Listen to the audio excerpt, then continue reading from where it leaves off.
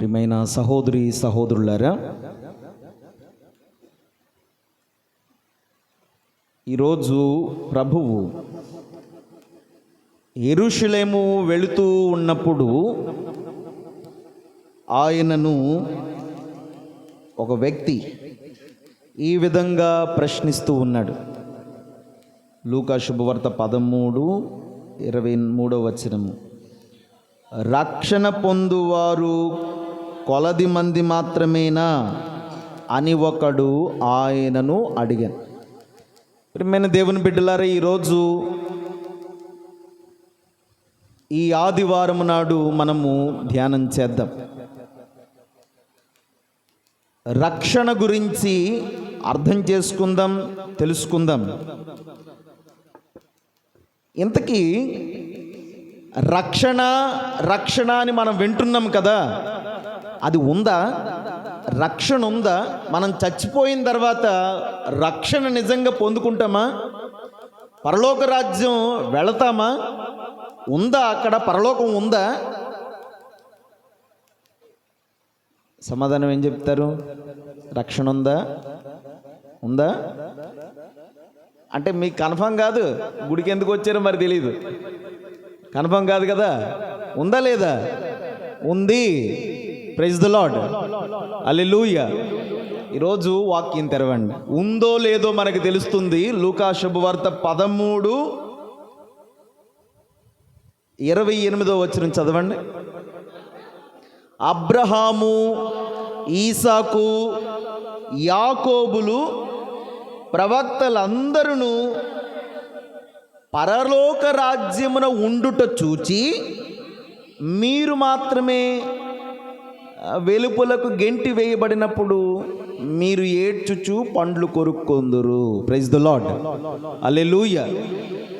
అబ్రహాము, ఈసాకు, యాకోబు ప్రవక్తలు ఎవరు? వీళ్ళు మనలాంటి మనుషులే, కానీ మనకన్నా ముందు జీవించినటువంటి వారు. ఈ లోకము ప్రారంభమైనప్పుడు, సృష్టింపబడినప్పుడు దేవుడు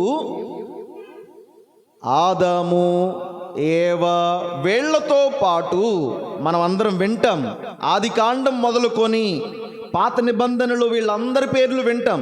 అబ్రహాము పేరు వింటామా లేదా? యాకోబు పేరు వింటామా? ఈసాకు పేరు వింటామా? ప్రవక్తలు, ఎంతమంది ప్రవక్తలు వచ్చారు వింటాం కదా. వీళ్ళందరూ పరలోక రాజ్యములో ఉండుట చూచి మనం అందరం ఏమైపోతామంట? మనమంతా అయ్యో, దేవుడు మమ్మల్ని భూలోకంలో సృష్టించినప్పుడు ఆయన మొక్కినా బాగుండేది, ఆదివారం గుడికి వెళ్ళినా బాగుండేది, ఆయనకు ప్రార్థన చేసినా బాగుండేది అని అప్పుడు మనం నోటు మీద చెయ్యి వేసుకొని అప్పుడు నెత్తి నోరు కొట్టుకొని బాధపడతాం అన్నమాట. అప్పుడు బాధపడే కన్నా ఇదిగో ఇప్పుడు ఇక్కడ ఉన్నప్పుడే. అందుకనే అబ్రహాము, యాకోబు, ఈసాకు వీళ్ళు కూడా మనలాంటి మానవులే కదా. వాళ్ళు పరలోకం వెళ్ళారు, రక్షణ పొందుకున్నారు. మనం పొందుకోకపోతే రేపొద్దున చనిపోయిన తర్వాత అదిగో అక్కడ పరలోకం ఉంది అని మనం గుర్తిస్తాం. అప్పుడు ఎవరు మోసపోతారు? నమ్మనటువంటి వాళ్ళు, క్రీస్తుకు వ్యతిరేకులు, ఆ క్రీస్తుని విశ్వసించినటువంటి వారు మోసపోతారు. అందుకని ఒక తత్వశాస్త్రవేత్త ఇలా అంటాడు, it is better to believe God than to deny him. అంటే దేవుణ్ణి నమ్మకుండా ఉండడం కన్నా దేవుణ్ణి నమ్మడం మేలు. ఎందుకో తెలుసా? దేవుణ్ణి నమ్మకుండా ఉండి లోకంలో దేవుడు లేడు, ఎవరు లేరు, నా ఇష్టానుసారం నేను బ్రతికాను. నువ్వు చచ్చిపోయిన తర్వాత ఒకవేళ అక్కడ పొరపాటున దేవుడు ఉన్నాడు అనుకోండి, ఎవరు మోసపోతారు? పొరపాటున ఒకవేళ దేవుడు ఉన్నాడు అనుకో, ఇక్కడ నమ్మలేదు కానీ అక్కడికి వెళ్ళిన తర్వాత దేవుడు పరలోకం ఉందనుకోండి, ఎవరు మోసపోతారు? సరే, నువ్వు ఇక్కడ ఉన్నప్పుడు నమ్మలేదు, దేవుడిని నమ్ముకోలేదు, అక్కడ పరలోకం కూడా లేదు, ఏమన్నా పోతుందా నీకు? ఏమన్నా కోల్పోతున్నావా? లేదు కదా. సరే, ఇక్కడ ఉన్నప్పుడు దేవుణ్ణి నమ్ముకున్నావు, దేవుని కోసం జీవించావు, సరే అక్కడ పరలోకం లేదనుకో, దేవుడు లేడనుకో, అక్కడ మనం ఏమన్నా కోల్పోతున్నామా? అందుకని ఇక్కడ ఉన్నప్పుడే ఏం చేయాలి? దేవుణ్ణి నమ్మాలి, విశ్వసించాలి, ప్రార్థనలు చేయాలి. ప్రియమైన దేవుని బిడ్డలారా, పూజల్లో పాల్గొవాలి. దేవుని యొక్క ఆశీర్వాదాలు మనం చనిపోయిన తర్వాత రక్షణ పొందుకుంటాం. ఈ అబ్రహాము, ఈసాకు, యాకోబులు ఎలాగైతే పరలోక రాజ్యంలో ఉన్నారో మనం కూడా ఉంటాం. ఇది వాక్యం ఈరోజు మనకి తెలియచేస్తుంది. అయితే ప్రియమైన దేవుని బిడ్డలారా, ఏమిటి ఈ రక్షణ అంటే ఏంటి? రక్షణ అంటే ఏంటి? రక్షణ ఉదయం ఫాదర్ గారు చెప్పడం కూడా నేను విన్నాను. ఏంటి, మన ప్రొటెస్టెంట్ సోదరులు మనల్ని అడుగుతారు, అయ్యా మీరు రక్షణ పొందుకున్నారా అంటే వాళ్ళ ఉద్దేశం ఏంటి? జ్ఞానస్నానం తీసుకున్నారా అని అర్థం. జ్ఞానస్నానం తీసుకున్నారా, రక్షణ పొందుకున్నారా, రక్షణ తీసుకున్నారా అని అడుగుతారు మనల్ని. ప్రియమైన దేవుని బిడ్డలారా, ఏమిటి రక్షణ అంటే ఏంటి? జ్ఞానస్నానమా? కాదు. రక్షణకి అర్థాలు ఉన్నాయి. రక్షణ పరిపూర్ణ ఆనందం. రక్షణ అంటే స్వర్గం. రక్షణ అంటే స్వాతంత్ర్యం. గుర్తుపెట్టుకోండి ఈ మూడును. వాక్యం మనకి ఈ విధంగా తెలియచేస్తూ ఉంది. కీర్తన 51:12 చదవండి. కీర్తన 51:12. మీ రక్షణానందము నాకు మరలా దయచేయము. రక్షణ అంటే ఏం చెప్పుకున్నా? రక్షణ అంటే ఏంటి? జ్ఞానస్నానమా? కాదు. రక్షణ అంటే ఆనందం, పరిపూర్ణమైనటువంటి ఆనందం. రక్షణానందమును, రక్షణ ఆనందం. తర్వాత రక్షణ అంటే స్వేచ్ఛ. మానవుడు ఇక బంధకాల నుండి, తాను అనుభవిస్తున్నటువంటి ఆ బాధలు, కష్టాల నుండి విముక్తిని పొందుకోవడం. ఒక పక్షి పంజరములో బంధింపబడింది అనుకోండి, దాన్ని విడిచిపెట్టామా, దానికి ఏంటది? రక్షణ, అది స్వేచ్ఛ. అవునా కదా? ఒక ఖైదీ, ఒక జీవిత ఖైదీ దేవుని దయ వలన, లేకపోతే ఏదో లాయర్ గారి దయ వలన బయట పడ్డాడు అనుకోండి, అదేంటది? రక్షణ వాడికి కదా. రక్షణ, స్వేచ్ఛ. అందుకనే రక్షణ అంటే మొట్టమొదటిది పరిపూర్ణ ఆనందము, రెండవది స్వేచ్ఛ. దీన్ని గుర్తుపెట్టుకుందాం ప్రియమైన దేవుని బిడ్డలారా. గలతీ పత్రిక 5:1 రక్షణ అనగా స్వేచ్ఛ అని అర్థం వస్తూ ఉంది. గలతీ పత్రిక 5:1 స్వతంత్రులుగా జీవించుటకై క్రీస్తు మనకు విముక్తి కలిగించెను. రక్షణ. క్రీస్తు ప్రభువు శిలువ మరణం ద్వారా మనకి ఏమొచ్చింది? రక్షణ అంటే స్వాతంత్ర్యం వచ్చింది. మనకి పాపము నుండి విడుదల దక్కింది. ఇప్పుడు మనకి స్వాతంత్ర్యం ఎప్పుడు వచ్చింది భారతదేశానికి? 1947 మనం చేసుకున్నాం కదా, మొన్న ఆగస్టు 15. ఏంటి ఆ స్వాతంత్ర్యము? ఎవరి నుండి స్వాతంత్ర్యం వచ్చింది? బ్రిటిష్ పాలన నుండి మనకి స్వాతంత్ర్యం వచ్చింది. అంటే స్వేచ్ఛ వచ్చింది. బ్రిటిష్ వాళ్ళ యొక్క బంధనాల నుండి మనం విడిపించబడ్డాం. రక్షణ వచ్చింది మనకి. స్వంతంగా బ్రతకగలము, ఆనందంగా బ్రతకగలం మనం. అవునా? Praise the lord. Hallelujah, hallelujah. తర్వాత ప్రియమైన దేవుని బిడ్డలారా, ఈ రక్షణ అంటే స్వర్గం కూడాను. ఏంటది? రక్షణ అంటే స్వర్గం. అందుకనే అడిగాను, రక్షణ తీసుకున్నారా అంటే జ్ఞానస్నానం తీసుకుంటే పరలోక రాజ్యం వెళ్ళిపోతాము అని అనుకుంటారు. ఓకే, రక్షణ అంటే పరిపూర్ణ ఆనందం ఎక్కడ దొరుకుతుంది మనకి? బాధలు కానీ, కష్టాలు కానీ, ఇబ్బందులు కానీ ఎక్కడుండవు ఈ భూలోకంలోనా? గుండు నుండి బయటకు అడుగుపెట్టు, ఏదో ఒక బాధ మనకి కళ్ళ కనిపించిపోద్ది, అలాగా సినిమా వేసినట్టు. ఏదో ఒక శ్రమ మనకు అలా కనిపించిపోతుంది. గుళ్ళోంచి బయటకు అడుగుపెట్టి ఒక్కసారి, ఏ బాధ, ఏ భయము, ఏ కష్టము లేనటువంటిది ఏది? ఏది? స్వర్గం. స్వర్గంలో బాధలు ఉంటాయా? కష్టాలు ఉంటాయా? శ్రమలు ఉంటాయా? ఉండవు. అది అక్కడ స్వర్గంలో బాధలు, కష్టాలు, శ్రమలు ఉంటాయి. ఆ స్వర్గం ఎందుకని పిలుస్తాం? నరకం అని పిలుస్తాం. చిన్నపాటి నరకం ఏది? భూలోకం. ఇదే, ఇక్కడే అనుభవించేస్తున్నాం. కష్టాలు, బాధలు, శ్రమలు, అగ్నిగుండాలు మన మీద వచ్చి పడుతున్నాయి. పడటం లేదా? రావట్లేదా? అప్పులు అనేటువంటి నరకగుండం మన మీద పడడం లేదా? అనారోగ్యాలు అనేటువంటి ఆ మంటలు మనల్ని దహించడం లేదా? దహిస్తున్నాయి. స్వర్గంలో ఎటువంటి బాధ, భయము, ఎటువంటి అనారోగ్యము ఇవేం ఉండవు. అందుకని అది స్వర్గం అని పిలుస్తున్నాం. రక్షణ. Praise the lord. హల్లెలూయా. ప్రియమైన దేవుని బిడ్డలారా, ఇక్కడ అర్థం చేసుకుందాం. మీకు వ్యాకరణం నేర్పించాలనుకుంటున్నాను. మీ అందరికీ వచ్చు, మరొకసారి నెమరు వేసుకుందాం. గ్రామర్ అంటాం కదా. గ్రామర్లో కాలాన్ని మనం ఏ విధంగా కొలుస్తాం? కాలాన్ని 3 భాగాలుగా మనం విభజిస్తాం. ఏంటివవి? Past, present, future. అంటే భవిష్యత్ కాలము, వర్తమాన కాలము, భూతకాలము. మొట్టమొదటిగా భూతకాలం చెప్పుకుందాం. భూతకాలం అంటే పాస్ట్, జరిగిపోయినటువంటిది. భూతకాలము, వర్తమాన కాలము, భవిష్యత్ కాలము, ఈ 3ను. ఒక ఉదాహరణ చెప్తాను.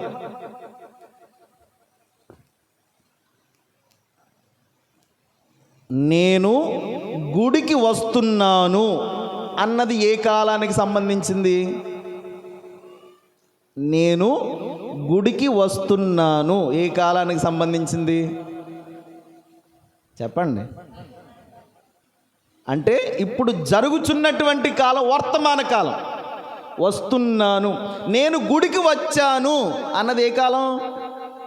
వచ్చాను, నిన్న వచ్చాను, ఇందాక వచ్చాను అన్నది ఏ కాలం? పాస్ట్. అంటే జరిగిపోయినటువంటిది, భూతకాలం. నేను గుడికి వస్తాను అన్నది ఏ కాలం? ఫ్యూచర్, భవిష్యత్ కాలం.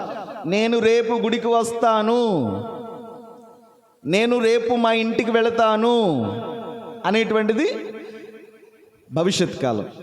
ఈ 3 కాలాలలో రక్షణ ఉంది అని ఇప్పుడు మీ అందరికీ తెలియజేయబోతున్నాను. భూతకాలంలో దేవుడు ఎలా రక్షణనిచ్చాడు అంటే, భూతకాలం అంటే జరిగిపోయిన కాలంలో రక్షణను మనకు రుచి చూపించాడు, మనందరికీ కూడా తెలియచేశాడు. జరిగిపోయిన కాలంలో రక్షింపబడ్డారు. ఇప్పుడు ప్రస్తుతం వర్తమాన కాలంలో, జరుగుతున్న కాలంలో ఇప్పుడు కూడా రక్షణను చూపిస్తూ ఉన్నాడు. రక్షణను మనం పొందుకుంటూ ఉన్నాం. భవిష్యత్ కాలములో, రాబోయే కాలంలో రక్షణను మనం పొందుకుంటాము. ఎప్పుడు? చనిపోయిన తర్వాత. Praise the Lord. ఇది గుర్తుపెట్టుకోండి. ఈ 3 కాలాలలో రక్షణ జరిగింది, జరుగుతూ ఉంది, జరగబోతుంది అనేది మీరు అందరూ కూడా అర్థం చేసుకున్న వాళ్ళని మిమ్మల్ని మనవి చేస్తున్నాను. మొట్టమొదటిగా రక్షణ అంటే జరిగినటువంటి ఒక సంఘటన. భూతకాలములో, జరిగిపోయిన కాలములో రక్షణ జరిగింది, రక్షింపబడ్డాము. వాక్యం కూడా మనకు సెలవిస్తుంది. ఎఫెసీ పత్రిక తీయండి, 2వ అధ్యాయము 5వ వచనము. పౌలు గారు ఎఫెసీలకు రాసినటువంటి లేఖ 2వ అధ్యాయము 5వ వచనం. జాగ్రత్తగా వచనం చదవండి. కనుకనే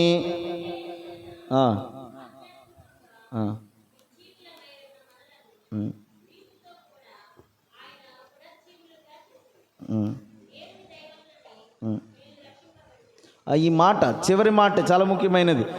దేవుని దయ వలననే మీరు రక్షింపబడితిరి.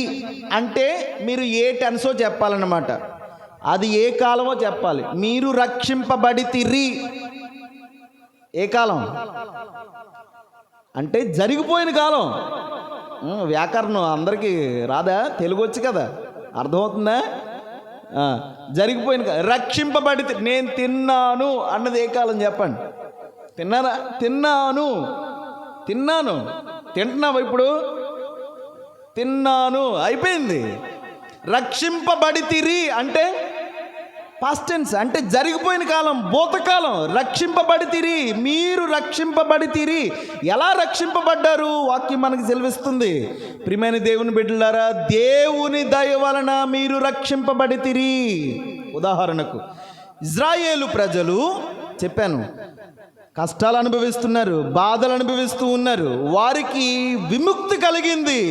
వారి యొక్క బాధల నుండి, కష్టాల నుండి వారు స్వతంత్రులు అయ్యారు. ఎక్కడి నుంచి? ఐగుప్తు బానిసత్వం నుండి వారు విడుదల పొందుకొని పాలు తేనెలు జాలు వారు ప్రదేశంకు వెళ్ళారు. వారు రక్షింపబడ్డారా లేదా? రక్షింపబడ్డారు. జరిగిపోయిన కాలం, రక్షింపబడ్డారు. తర్వాత క్రీస్తు ప్రభువు ఇదిగో పాపములో ఉన్నటువంటి మనల్ని రక్షించుటకు సిలువ మీద శ్రమలు అనుభవించి దేవుని దయ వలన ఆ పాపము నుండి విముక్తులను చేశాడు. రక్షింపబడితిరి. మనం రక్షింపబడ్డాము. వాక్యం మనకు సెలవిచ్చింది, రక్షింపబడితిరి. భూతకాలంలో, జరిగిపోయిన కాలంలో మనం రక్షింపబడ్డాం. అవునా కదా? క్రీస్తు ప్రభు మనల్ని రక్షించారా లేదా? 2000 సంవత్సరాల క్రితం మన కోసం ఆయన శ్రమలు అనుభవించారా లేదా? రక్షింపబడ్డాము. తర్వాత ఏంటిది? తర్వాత భూతకాలం చూసాం. తర్వాత కాలం ఏంటి? వర్తమాన కాలం. అంటే ఏంటి? ఇప్పుడు ప్రజెంట్. ఇప్పుడు ఏం చేస్తున్నారు మీరు? ఇప్పుడు ఏం చేస్తున్నారు చెప్పండి. వాక్యం వింటూ ఉన్నాం. విన్నాం కాదు, విన్నాము అంటే పాతకాలం, భూతకాలంలోకి వెళ్ళిపోద్ది. ఇప్పుడు మీరు ఏం చేస్తున్నారు? వాక్యం వింటూ ఉన్నామని వింటూ ఉన్నాం. Present, continuous tense, present tense, వర్తమాన కాలం, జరుగుచూ ఉన్న కాలం అని చెప్పాలి. నేను తింటూ ఉన్నానని చెప్పాలి. నేను వింటూ ఉన్నాను, నేను నడుస్తూ, నేను కూర్చుంటూ ఉన్నాను అని చెప్పాలి. ఇది వర్తమాన కాలం, జరుగుచున్న. ఇప్పుడు కూడా ఈ వర్తమాన కాలంలో కూడా దేవుడు మనల్ని ఏం చేస్తున్నారు? రక్షిస్తూ ఉన్నారు. రక్షించారు, రక్షింపబడ్డాము కూడాను. ఇప్పుడు కూడా ఏం జరుగుతుంది? రక్షిస్తూ ఉన్నారు, రక్షింపబడుతూ ఉన్నాము. రక్షింపబడుతున్నామా లేదా? ఇప్పుడు మనం అనుభవిస్తూ ఉన్నాం. ఈ వాక్యం చదవండి, చాలా శ్రద్ధగా చదవాలి. అప్పుడే మనకు ఆ ఏ కాలం కూడా అర్థమవుతుంది. మనము అప్పుడు డిఫరెన్షియేట్ చేయగలం అన్నమాట. పేతురు గారు రాసినటువంటి మొదటి లేఖ 1వ అధ్యాయము 8, 9 వచనాలు చదవండి. 1, 8, 9. మీరు ఆయనను చూడకపోయినను. ఇప్పుడు మీరేమైనా చూస్తున్నారు ఆయన్ని? ఇప్పుడు అంటే మనకి ఆయన శరీరధారి ఇప్పుడేం కనిపించడం లేదు. ఓకే. తర్వాత ఆయనను ప్రేమించుచున్నారు.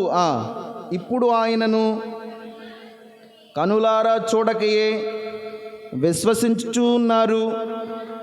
వర్ణనాతీతమగు మహానందమును మీరు అనుభవించుచూ ఉన్నారు. ఏలైనా మీ విశ్వాసమునకు ఫలితముగా మీ ఆత్మ రక్షణను మీరు పొందుచూ ఉన్నారు. ఈ చివరి పదాలు బాగా మీరు అర్థం చేసుకోండి. చివరి పదాలు నేను ఎలాగ చదివాను మీకు అర్థమైందా?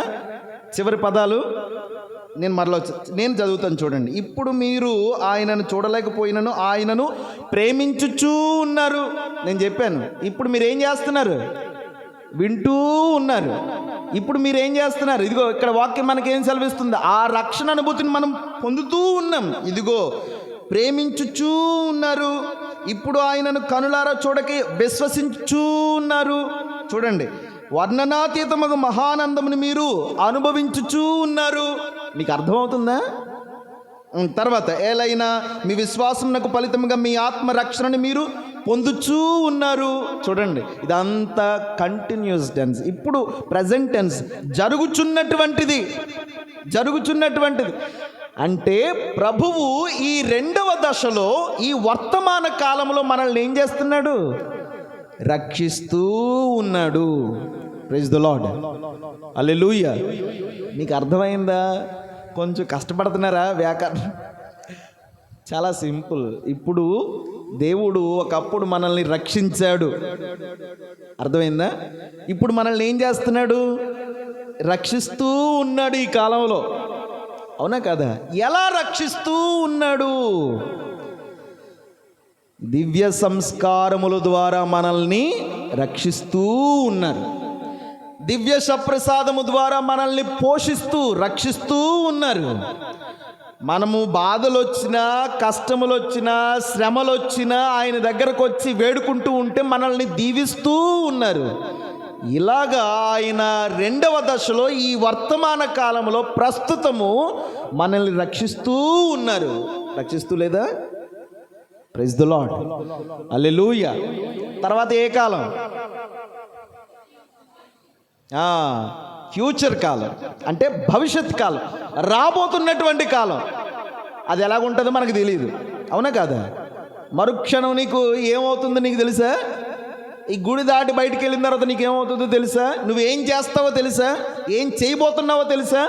అనుకుంటే తప్ప తెలీదు మనకి. అయితే ఈ భవిష్యత్ కాలంలో కూడా మనము ఎలా చెప్పాలి?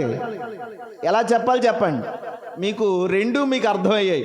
రక్షింపబడ్డాము, రక్షింపబడుతూ ఉన్నాము. ఇప్పుడు ఏం చెప్పాలి?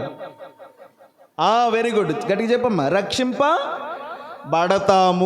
గట్టిగా చప్పట్లు కూడా దేవునికి స్తోత్రం చెప్పండి. మీకు ఇప్పుడు అర్థం కావాలి. రక్షింపబడ్డాము, ఇప్పుడు రక్షింపబడుతూ ఉన్నాము, ఫ్యూచర్లో భవిష్యత్తులో రక్షింపబడతాము. అంటే స్వర్గం ఉందా లేదా? ప్రైజ్ ది లార్డ్, హల్లెలూయా. స్వర్గం ఉంది, రక్షణ ఉంది. దేవుడు పూర్వము భూతకాలంలో ఇజ్రాయేలు ప్రజలను రక్షించాడు. క్రీస్తు ప్రభు తన శిలువ మరణం ద్వారా మనల్ని అందరినీ పాపము నుండి రక్షించాడు. ఇదిగో ఇప్పుడు తన యొక్క దివ్య సంస్కారముల ద్వారా, దివ్య సప్రసాదం ద్వారా, పాప సంకీర్తన ద్వారా అనేకమైనటువంటి రోగాల నుండి, వ్యాధుల నుండి, బాధల నుండి రక్షిస్తూ ఉన్నాడు. మనం చచ్చిపోయిన తర్వాత రక్షింపబడతామా లేదా? రక్షింపబడతాము. అందువలన రక్షణ అనేది ఉంది అని నిర్ధారించుకోవాలి. సంపూర్ణమైనటువంటి నమ్మకాన్ని మనం పెంచుకోవాలి. ప్రియమైన దేవుని బిడ్డలారా, రక్షణ ఉంది, రక్షింపబడతాము అనేది మనం అందరం కూడా అర్థం చేసుకోవడానికి ప్రయత్నం చేద్దాం. అది మూడవ దశ. ఇక ప్రియమైన దేవుని బిడ్డలారా, వాక్యం ఒకసారి తీయండి. లూకా శుభవార్త 13వ అధ్యాయము 23వ వచనం. రక్షణ పొందువారు కొలది మంది మాత్రమేనా? ఇది గుర్తుపెట్టుకోండి. రక్షణ పొందువారు కొద్ది మంది మాత్రమేనా? లేకపోతే ఈ భూప్రపంచం మీద ఉన్నటువంటి ప్రజలందరూ రక్షింపబడతారా లేదా? చెప్పండి. నువ్వు క్రైస్తవుడు అయితే రక్షింపబడతావు, హిందువు అయితే దేవుడు నిన్ను శిక్షించేస్తాడు, నరకంలో వేసేస్తాడు. అదేమైనా అర్థమా? అలాంటప్పుడు యేసు ప్రభు దేవుడు అవడు. దేవుడు అవుతాడా? కొంతమంది క్రైస్తవులకు మాత్రమే దేవుడు అవుతాడు. అప్పుడు ఈ ప్రపంచానికి దేవుడు ఎందుకు? అందరినీ రక్షిస్తాడు. అందుకనే క్రీస్తు ప్రభువు దేవుడు. నువ్వు జ్ఞానస్నానం తీసుకున్నా తీసుకోకపోయినా, నువ్వు క్రైస్తవుడివి అవ్వినా అవ్వకపోయినా నువ్వు రక్షింపబడతావు. అలాగని అనవసరంగా జ్ఞానస్నానం తీసుకున్నారో బాబు, ప్రతిరోజు ఎందుకు గుడికి రావాలి? ఎందుకు దివ్య సప్రసాదం? ఎంత టైం వేస్ట్ అయిపోతుంది. ఎందుకు జ్ఞానస్నానం తీసుకున్నాం? దేవుడు పరలోకం అందరికీ ఇస్తారని కదా. అలాంటప్పుడు ఎందుకు ఈ గుడికి రావడం, ప్రార్థనలు చేయడం, జ్ఞానస్నానం తీసుకోవడం? Time waste. ఎందుకు అనవసరంగా జ్ఞానస్నానం తీసుకున్నాం? మీకు చిన్న ఉదాహరణ చెప్తాను. అందరూ అడుగుతారు కదా, నీకు ముక్కు ఎక్కడుంది అంటే ఎలా చూపిస్తావు? నీకు ముక్కు ఎక్కడుంది చూపించు. ఇదిగో. క్రైస్తవులకు ముక్కు ఎక్కడుంది? క్రైస్తవులకి ఇదిగో. మిగతా వారికి, క్రీస్తు నమ్మనటువంటి వారికి, ఇతరులకు ముక్కు ఎక్కడుంది? తిప్పండి, చుట్టూ తిప్పండి. ఇదిగో ఇక్కడుంది, ఇక్కడుంది, ఇక్కడుంది, ఇలా అన్నమాట. అంటే దీని అర్థం ఏమిటి? క్రైస్తవులు వారి యొక్క దిక్చూచి, జ్ఞానస్నానం అనే దిక్చూచి అంటే కంపాస్ అంటారు. సముద్రములో మనకి అక్కడ దారులు ఏమైనా ఉన్నాయి, ఇటు రోడ్లు, ఆకాశంలో దారులు ఏమైనా ఉన్నాయా? మరి ఎలాగ వెళ్ళిపోతారు సముద్రంలో? దిక్చూచి కంపాస్ అంటారు, అది దారి చూపిస్తుంది. ఇదిగో ఈ దిక్కుకు వెళ్ళాలి, ఈ దిక్కుకు వెళ్ళాలి, ఈ దిక్కుకు వెళ్ళాలి అని చూపిస్తూ ఉంది. ఆ సముద్రంలో, మహాసముద్రంలో ఎటు వెళ్తే మన దిక్చూచి మన యొక్క గమ్యస్థానం చేరుకుంటామో తెలియదు. ఏముండాలి? దిక్చూచి అనేటువంటి జ్ఞానస్నానం ఉంటే నువ్వు ఖచ్చితంగా ఒడ్డుకి చేరుకుంటావు. నువ్వు వెళ్ళాల్సినటువంటి మీ ఊరికి వెళ్తావు, ద్రాక్షారామంలో వచ్చి పడతావు. ఆఫ్కోర్స్ ఇక్కడ సముద్రం లేదులేండి, ఖచ్చితంగా ద్రాక్షారామంలో వచ్చి పడతావు.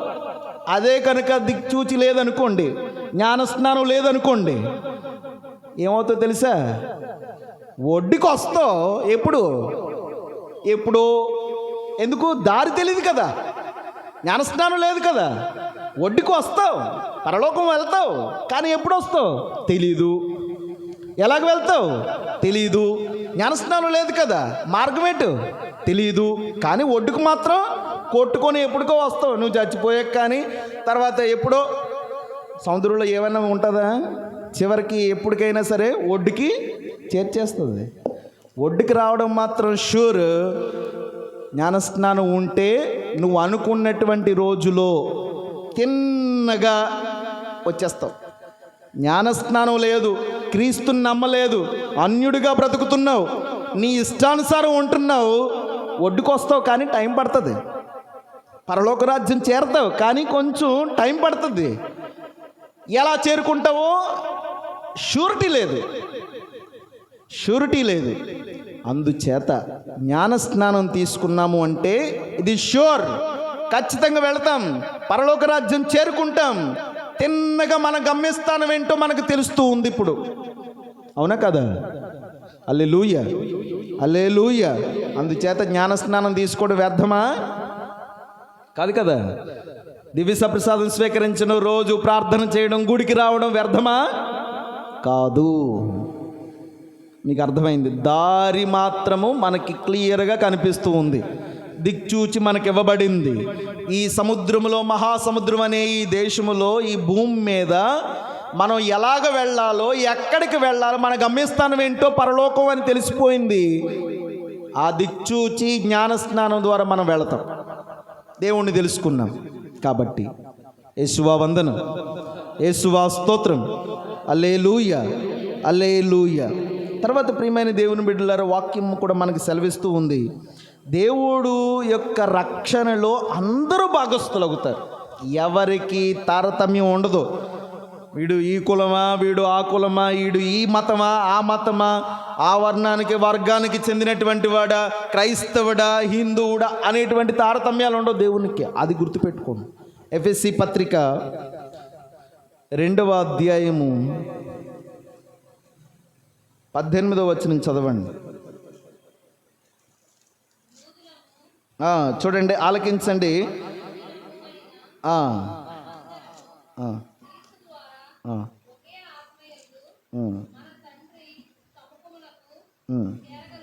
చూడండి, యూదులమైన అన్యులమైన ఎవరుమైనా సరే తండ్రి చెంతకు మనం అందరము చేరుతూ ఉన్నాం. నువ్వు క్రైస్తవుడువా, హిందువుడువా అనేటువంటి తారతమ్యాలు ఉండవు. నువ్వు ఈ కులమా, ఆ కులమా, ఆ వర్గమా, ఆ వర్ణమా, ఆ దేశమా, ఈ దేశమా అనేటువంటి తారతమ్యం ఉండదు. దేవుని చెంతకు అందరము చేరుకుంటాం. అయితే ఎలా చేరుకుంటారు, క్రైస్తవులు ఎలా చేరుకుంటారు మీ అందరికీ తెలియచేశారు. దేవుని బిడ్డలారా, అందుచేత పరలోక రాజ్యం అనేది ఒకరి సొత్తు, ఒకరి సొమ్ము మాత్రమే కాదు. ఇది నాది అని చెప్పడానికి వీల్లేదు. ఇది అందరిది, ఇది దేవునిది. దాంట్లో మనం అందరం కూడా భాగస్థులము. Praise the lord. యేసువా వందనం, యేసువా స్తోత్రం. వాక్యం కూడా మనకి సెలవిస్తూ ఉంది. యెషయా గ్రంథము 66వ అధ్యాయము, ఈరోజు చదివినటువంటి మొదటి పట్టణం 18వ వచనం చదవండి.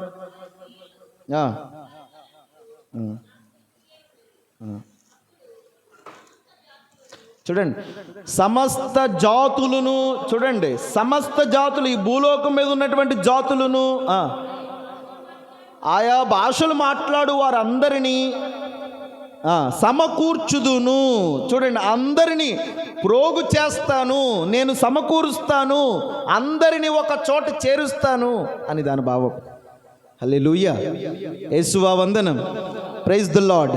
అందుచేత ప్రియమైన దేవుని బిడ్డలారా, పరలోక రాజ్యం మనందరి సొత్తు. 2వ జాన్ పాల్ పోప్ గారు ఈ విధంగా అంటారు, మన భవిష్యత్తులో మన రాజ్యము, మన భూమి, మన దేశం ఇదే పరలోకం. మన అంతిమ గమ్యస్థానము ఇదే పరలోకం అని 2వ జాన్ పాల్ పోప్ గారు అంటారు. ప్రియమైన దేవుని బిడ్డలారా, ఈ లోకం శాశ్వతం కాదు.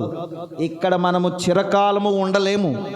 ఈ జీవితం అయిపోయిన తర్వాత మరో దేశము, మరో జీవితము, క్రొత్త జీవితానికి, పరలోకానికి, స్వర్గానికి మనం వెళతాం. అదే రక్షణ.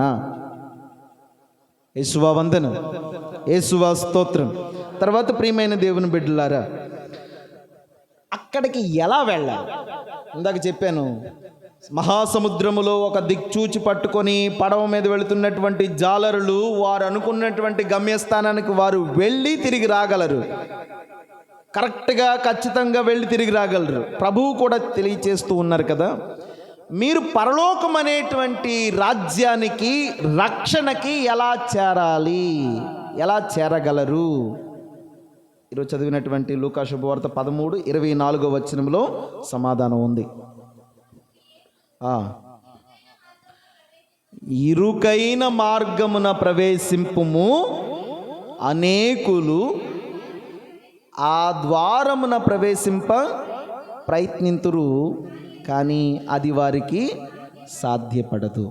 వాక్యం మనకి చాలా చక్కగా తెలియచేసింది. పరలోక రాజ్యం వెళ్ళాలంటే ఏ దారి ఎన్నుకోవాలి? విశాలవంతమైనటువంటి దారి ఉంది, ఇరుకైన ద్వారం ఉంది. దేన్ని ఎన్నుకోవాలని ప్రభు మనకు తెలియచేస్తున్నారు? ఇరుకైనటువంటి దారి, విశాలమైనటువంటి దారిలో విశాలవంతమైనటువంటి జీవితం, విశాలవంతమైనటువంటి భవనాలు, విశాలవంతమైనటువంటి లగ్జరీ లైఫ్, డబ్బు, ఆస్తి, అన్ని సుఖభోగాలు దొరుకుతాయి విశాలవంతమైనటువంటి జీవితంలో, విశాలవంతమైనటువంటి మార్గంలో. కానీ ఇరుకైన మార్గంలో అడ్జస్ట్మెంట్ అవ్వాలి. ఇరుకైన ద్వారం గుండా వెళ్ళాలంటే నేను తిన్నగా వెళ్ళిపోతాను, ఛాతి విరుచుకొని వెళ్ళిపోతానంటే కుదరదు. అక్కడ ఏం చేయాలి? కొంచెం పక్క తిరగాలన్నమాట. అంటే లావుగున్నటువంటి వాళ్ళు సన్నంగా అవ్వాలని కాదు, కొంచెం తగ్గించుకోవాలి.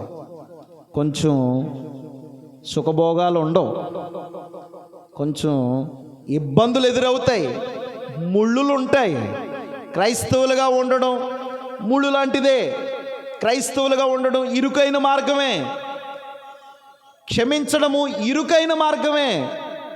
ఎవరైనా మనల్ని పగబట్టినా, ఎవరైనా మనల్ని చిత్రహింసలు చేస్తూ ఉన్నా వాడి మీద పగ తీర్చుకోకుండా క్షమించేటువంటి మార్గం ఇరుకైన మార్గమే.